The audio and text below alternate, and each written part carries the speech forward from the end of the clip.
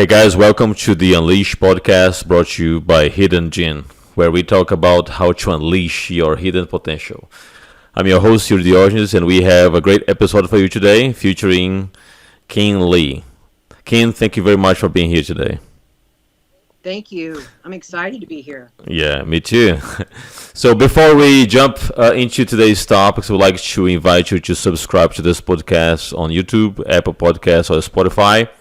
Also, you can find all these episodes on the Hidden Gin website, hiddengin.net. And if you live in the area and you have not been at Hidden Gin, you can always go to the website, grab a free trial pass, and try it out. So with that, King Lee, finally we make it happen. We make it happen. Great to have you here today. Kim, Greg talked to me about your work and the amazing things that you do. So give us a little bit of your background and what you do and all that. Well, I recently turned 52, and this is my second career. I'll explain. I've got two kids. I've held a lot of titles, but mom is the one, of course, I cherish the most. I did 8 years in the United States Army Reserve. And then my first career was policing, 25 years. And that was my first love as far as a career. And I had a great career. But you've heard it said that life makes many a bodybuilders. Life gets a lot of people into the gym. And I was one of those. I was struggling personally. I was struggling with the career and, retiring. And so I was talking to a buddy of mine, very close friend of mine, John Walls. And I said, I'm either going to go to the bar or I'm going to go to the gym. I need to cope. Yep. And he looked at me and he said, you have potential, get in the gym. It took that one response to change my life. Wow. And, it was pivotal. I got in the gym and just things started happening and I ended up competing, and just mentally so much development and growth and beautiful things happened. So Did you start competing in bodybuilding? I did. I've competed 8 times and have thoroughly enjoyed it, found so much self-confidence in me getting on that stage and, literally being judged by 6 judges, Yep. But so now I've been in personal training for 6 years, and I have started my PhD in organizational behavior. I really love studying human behavior. So your second career started after 40? 45. Really? But you start competing like 8 years ago, right? Yeah, I started competing at 45 years old. That's when I did my first one. Okay. That's amazing. So, but since you were in army and policing, you were already in shape, right? How was that? Or did you have to, you were not really in shape and the gym was a way for you to get in shape? Yeah, I've always been athletic and in shape, but never really pursued the lifting and the potential I had in me at the time. I didn't know. I had never pursued that. Interesting. And it took that conversation for you to get started. And when you got started, what really was the most challenging thing for you to? Did you at any point in time thought, man, is this really the path that I want to go with this age? Is it too late? Or you never really thought about that? You were just enjoying this new phase of your life? I really enjoyed it. It gave me an outlet. It gave me a coping mechanism. And it wasn't long into lifting and being in the gym that people started asking me, do you compete? So I thought, hey, why not? I need to look into this. I need to look into this competing thing. Yeah. And, had you told me that I'd ever be on stage in a bikini, going, after a competition, I would have laughed. And that was you did, bikini division? No, I was in figure Figure, okay. for 6 competitions, and then I did physique for two. Okay. Which one did you enjoy most? Physique.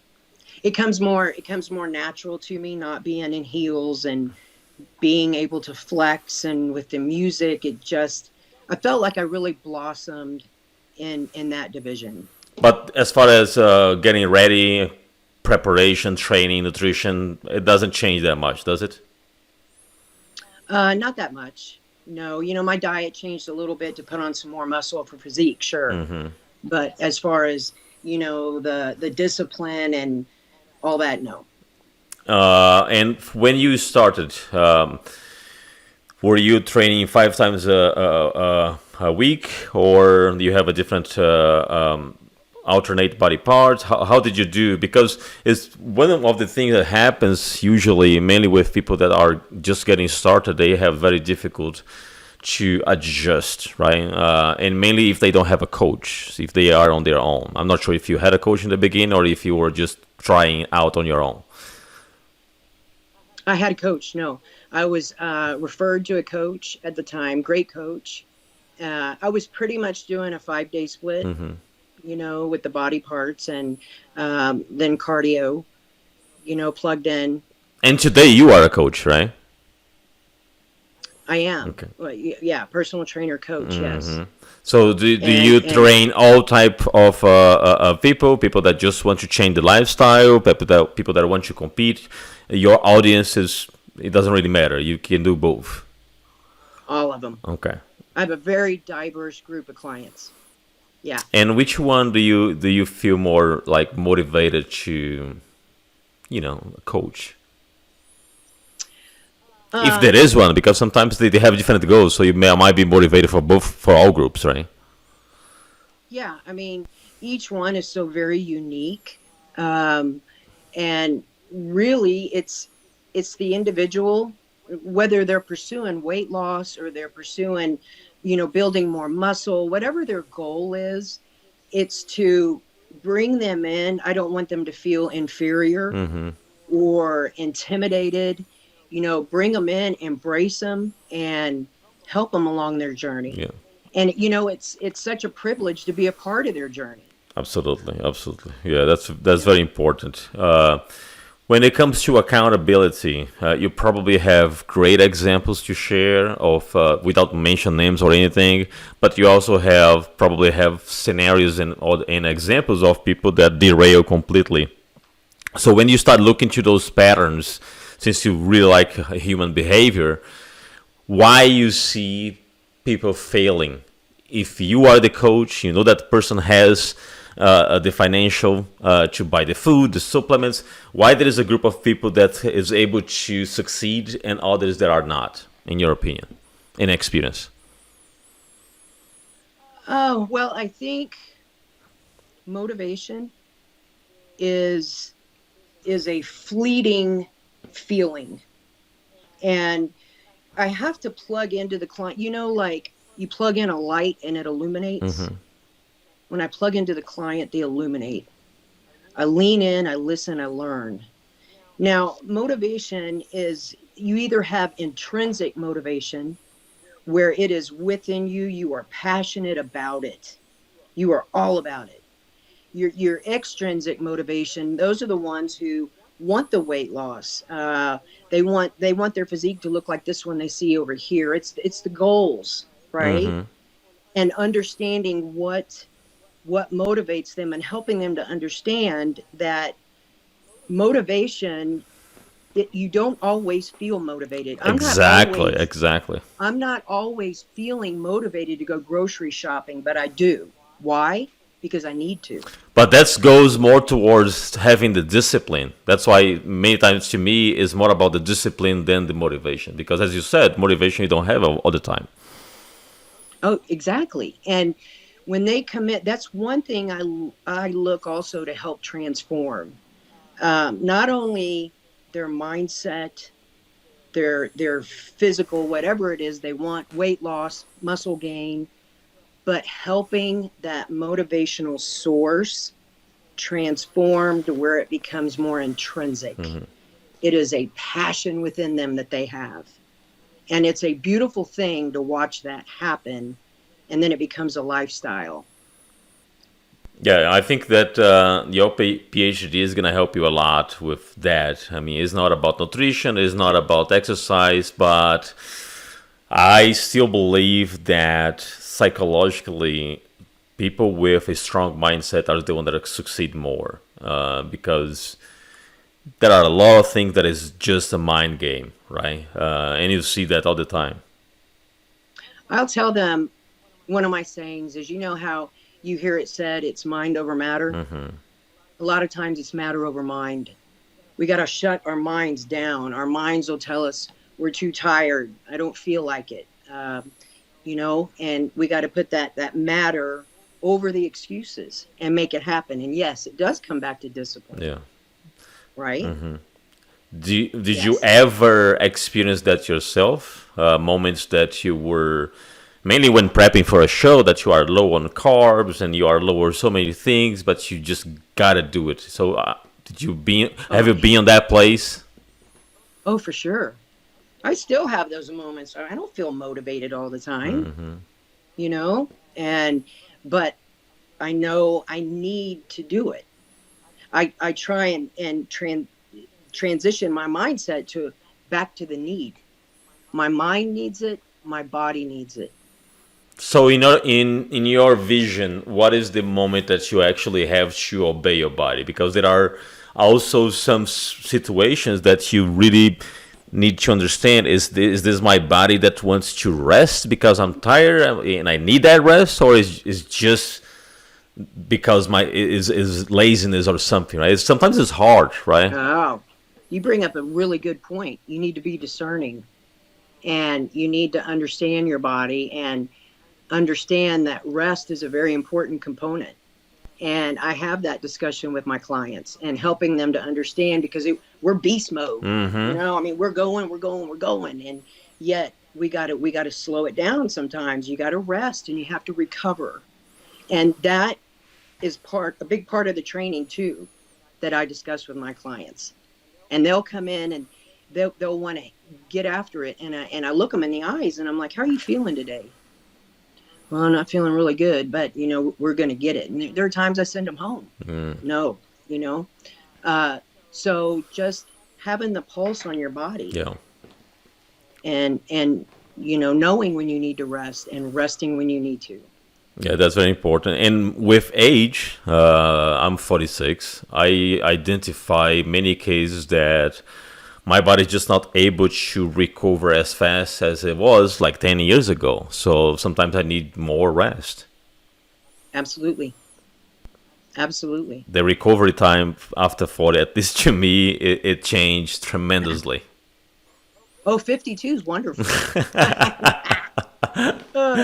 I noticed change in my own body at 48, where things just kind of shifted and my metabolism changed up some, and again, having the pulse on your body and obeying when you need to rest and recover. Do you have any special tips that you apply to yourself, knowing that you prep when you were 45 and now you are 52, and now you have a different approach to things? What is probably the most important lesson learned for you throughout those years as you age and you still want to keep that peak performance? Rest and recovery. Number one, my supplements are very important.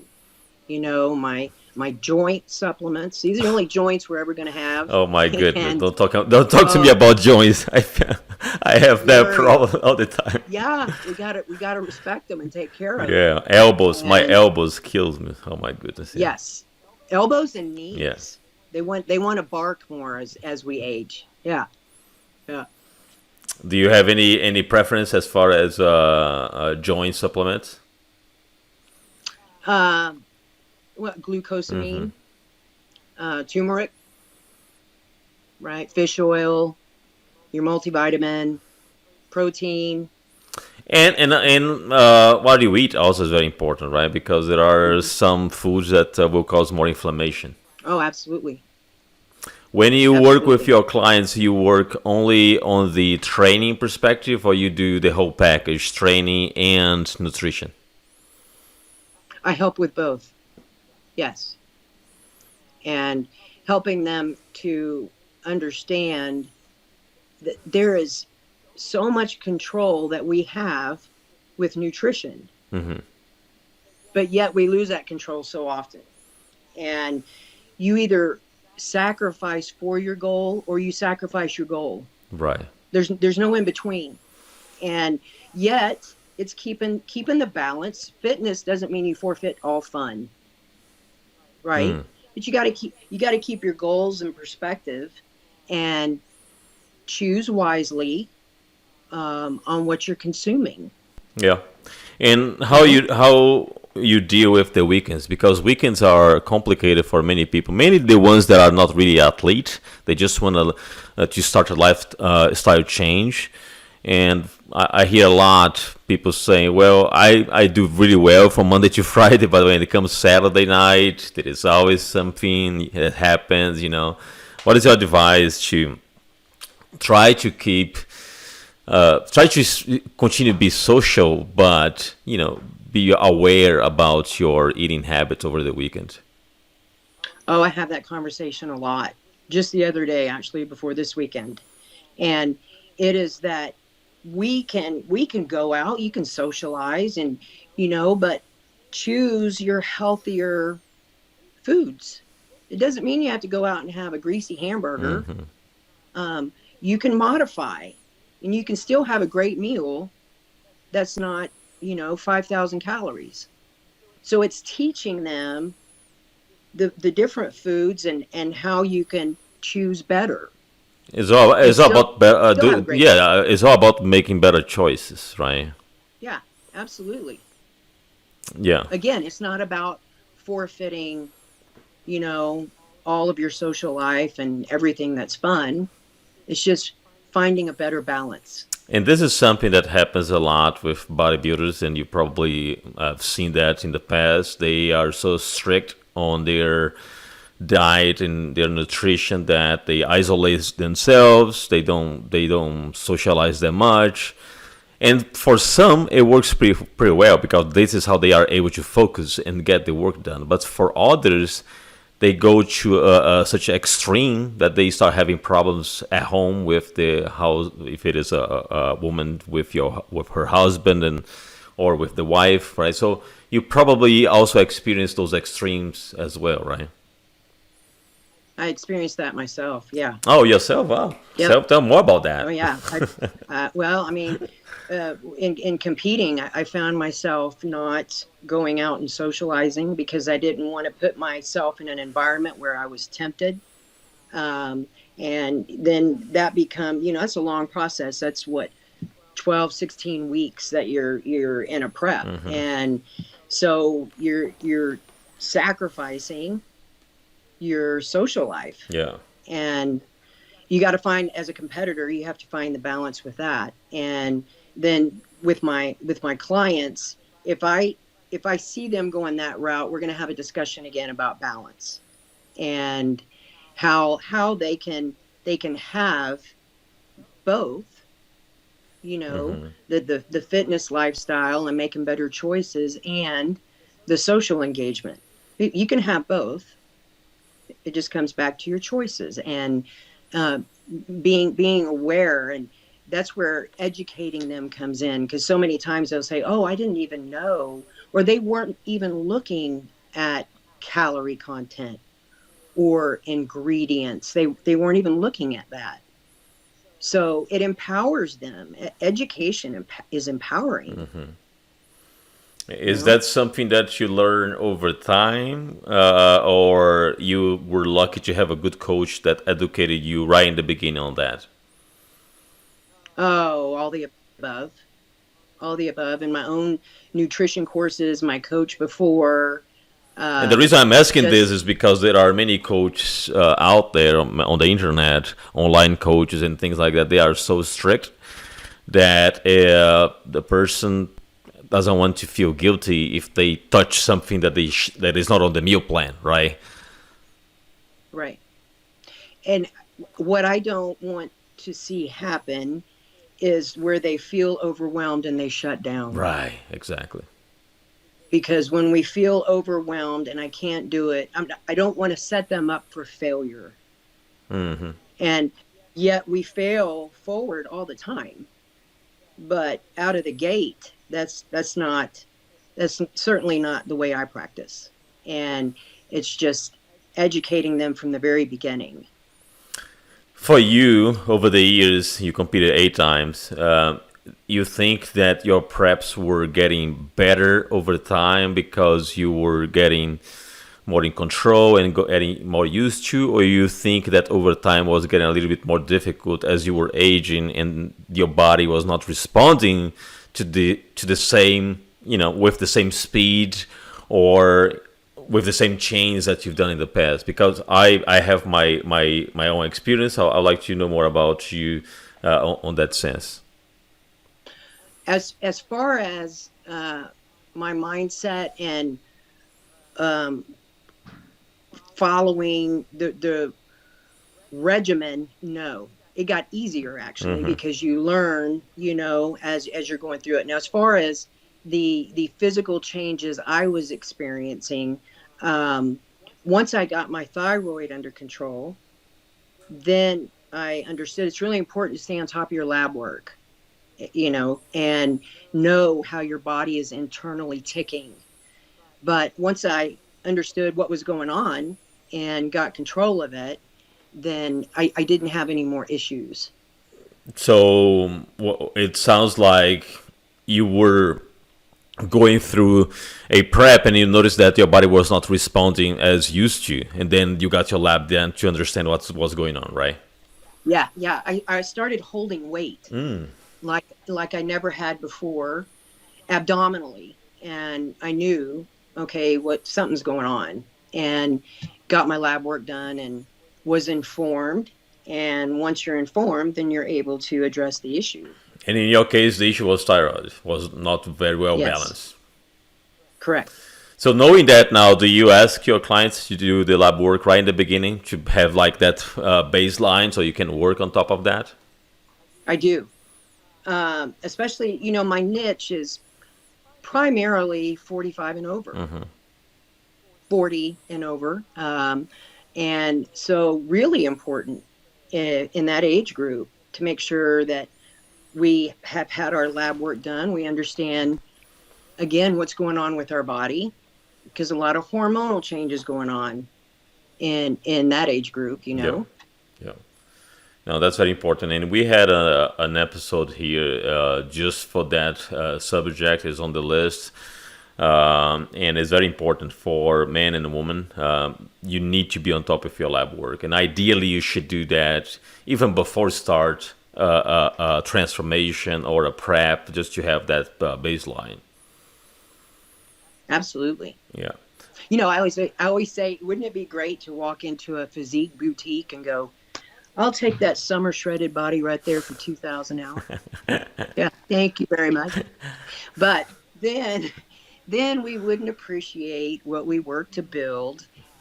So yeah, it's all good. Yeah, it's just something that it needs to be a change, a lifestyle change. That's why I use this term so many times, because when people say I want to do a summer diet or a seasonal diet, most of the time they will go back to the way it was because they really never change the lifestyle, right? Oh, so right. It's I've heard it said, and I believe it, that maintaining is more difficult than getting there, right? Yeah, So you come in and you want to lose 20 pounds. All right, you lose that 20 pounds. Well, there is no destination. It's a continuing journey, a continuing lifestyle, and you have to continue to pay your rent and work and maintain it. If you stop, then you're gonna lose. You got to keep moving forward. do you have some hard times to educate your clients on that? Because many times clients come to you and say, I want to lose 20 pounds. Okay, but after that, now what, right? So do you educate Dan that this is a continuous journey? Oh, absolutely. Yeah. Some And some clients probably don't want to listen to this, right? Because they just want to have a good body for the summer, and then after that, they really don't care that much. Exactly. And again, it's me plugging in and understanding how they tick, what what motivates them, what is their motivational source, right? I mean, I lean in and I get to know them, and the motivators, right? Hmm. Motivation is not a one size fits all. And as far as your motivators, your is it valuable? Is it inspiring? Is it challenging? Well, the trainer falls beneath that category, motivator, right? Hmm. Also motivation. Enthusiasm isn't taught; it's caught. Thank you, Sebastian. Uh, so I lead the vibe. I do. And you can't fake a smile, or you can fake a smile, you can't fake passion, Yeah, yeah, that's right? great. Yeah, a great Yeah. point. Do you still have a coach nowadays that work with you, or today you do everything on your own? Well, today I have a business coach, Matt. uh so yeah, I think that every good coach has a coach. Right. That's why I asked. Now That's will why I asked this. yes, and I just love my coach. He's incredible. But will I compete again? I don't know if I don't know. I'm not saying never, but not my focus anytime soon. Do you miss that shredded body from the stage? What you talking about? Yeah, yeah. Yeah. I try Because it's hard to be on that level of body fat. As soon as you get out of stage, the next day you're just not the same. So it's hard to maintain that level of leanness throughout the year. oh yeah, and when I go to stage, typically most times I was 5 to 6% body fat. And would that be healthy to try and maintain that daily? Absolutely not. Hmm. I stay roughly anywhere between 12 and 15%. I'm happy with that. I feel good, you know. The other question that I think is very important, mainly because your clientele is around this age bracket, skin. So challenge to get a good skin as you age, right? Mainly on the abdominal area. Sometimes you have muscle, sometimes you have everything, but the skin is a little bit loose. Do you have Mm. any specific tips around that you could share? Um, Not really. I mean, you can build the muscle, you can lose the body fat, but sometimes the skin, I've had to just refer them to see a doctor about that. But certainly there are great lotions out there to help with skin firming Hmm. and tightening that I think do a good job. Yeah. You know, Yeah, and mainly for people that lost a lot of weight, sometimes they just have a little loose skin that many times you have to do a surgery to remove that skin because it's not gonna go away. sometimes sometimes you do, and that's why I tell them, you might want to talk to a doctor and see what they say. Yeah, it's really hard. Mainly as you age, it's really hard to keep it tight without any surgical procedure. Right, No, that's right. a great conversation, and I like the fact that you have this niche, this niche on your clientele, because I think that life nowadays starts after 40. If you think about, right, we are way wiser. You are able to make much better decisions. You have a clear understanding of life at that point, and you're like, wow, I can accomplish so much more. Like you said, you started your second career with 45, and you're super happy with the second career. You're starting over, working on a PhD, working on achieving more things. So, what's your plan for the next 10 years? To continue developing my business, I love the life coaching aspect of personal training, and there's so much more than building muscle. You're building self-confidence. You're building self-belief. Yeah. You're building self-esteem, right? Mm-hmm. You're building yourself stronger from the inside out. And I figure I've made enough mistakes in my life that I can look at somebody and go, you might not want to do that. Yeah. that might not be the best decision. So I really enjoy that. It's kind of, I wonder where the future will take me on that. And I love helping other coaches. I think with any service-oriented industry, of course, that it comes down to human relations 101. Mm-hmm. And they have to know that you genuinely care. Right. People don't care what you know until they know you care. Right. And you have to plug into them, and they need to believe and know that not only do they matter, they're all that matters when they come in. Yeah, and we've been through a very tough times with COVID, where people couldn't go to the gym, they had to be social distance, and we now understand that all the Zoom classes and all that stuff, it was cool, it was okay, but it will never replace the, touching and the hug and the physical contact that you have when you are at the gym, because that's a whole different level, right? People say, well, the future is Zoom classes. So it's not, right? Let's be honest. Nothing will replace the feeling of interacting with another human. Let's be honest, Yuri. You're exactly right. It's the synergy, and you're surrounded by a circle of people who are chasing common goals, right? Mm-hmm. Fitness. Yeah. And you support each other, you encourage each other. It's very inspiring, and it just lights you up. Yeah, the physical contact is too important. You listen to someone pushing you to do one more rep. All those things are things that lead me to believe that nothing will ever replace the gym environment. Yeah, I agree, 200%. Yeah. All right, Ken, thank you very much. It was a really good conversation. Greg was completely right about the work you do. So continue doing this amazing work. Thank you for taking the time to record this episode with us. Thank you, Yuri. Thank you, Greg. I appreciate the opportunity. Absolutely.